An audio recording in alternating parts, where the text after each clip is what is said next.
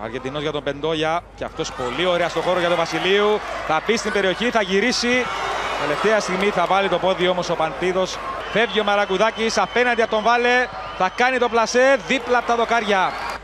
Έφυγε ο Πεντόγια, ο Πέδρο σέντρα. Ο Γκιέ δεν θα φτάσει καλά την μπάλα νομίζω, Μιλένκο, έτσι. Να δούμε το κόρνερ και να ακούσουμε το σχόλιο σου, Μιλένκο. Πεντόγια εκτέλεσε. Ο πανύψηλος Γκολτ βγήκε, αλλά μπάλα δεν έπιασε. Ο Μάρτινς, μια πολύ καλή παλιά για τον Μαραγκουδάκη. Ο Ελλαδίτης θα πέσει κάτω.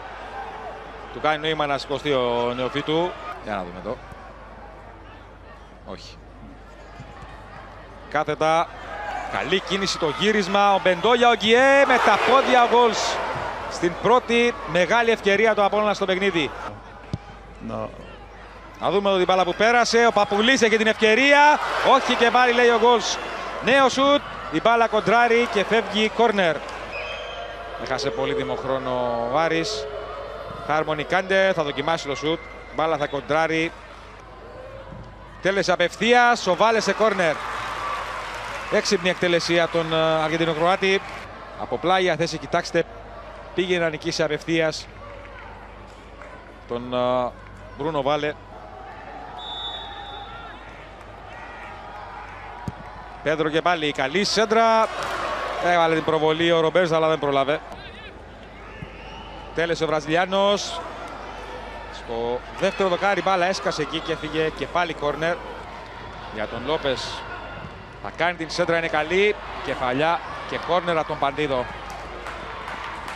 Εδώ θα εκτελέσει και το κόρνερ ο Ντουντού. Καλή εκτέλεση, περνάει μπάλα. Τεράστια επέμβαση από τον Γκολς. Και πάλι για τον Ντουντού. Καλή πάσα, το γύρισμα για τον Γκιέ. Ελευθερώθηκε. Θέλει χώρο για να κάνει το σουτ. Δεν τον βρίσκει. Η ευκαιρία σε πρώτο χρόνο κάνει φτερά. Ο Ντασίλβα στην εκτέλεση με πάσα. Ο Μπεντόγια, το σουτ, η μπάλα θα κοντράρει. Νέα σέντρα. Απομάκρυνση του Χάρμονι. Επιμένει Απόλλωνας με Ντασίλβα. Νέο γέμισμα. Κεφαλιά από το Ρομπέρς. Στην περιοχή ο Παπουλής δεν είναι offside. Μένει κάτω του Σιμεάκη. Θα κάνει και το σουτ. Απόκρουση και πάλι από τον Γκολς που κρατάει τον Άρη. Εδώ ο Παπουλής φαίνεται να είναι στην ευθεία. Έκανε το σουτ και πάλι ο Γκολς ήταν εκεί. Απευθείας σε κόρνερ και πάλι ο Γκολς που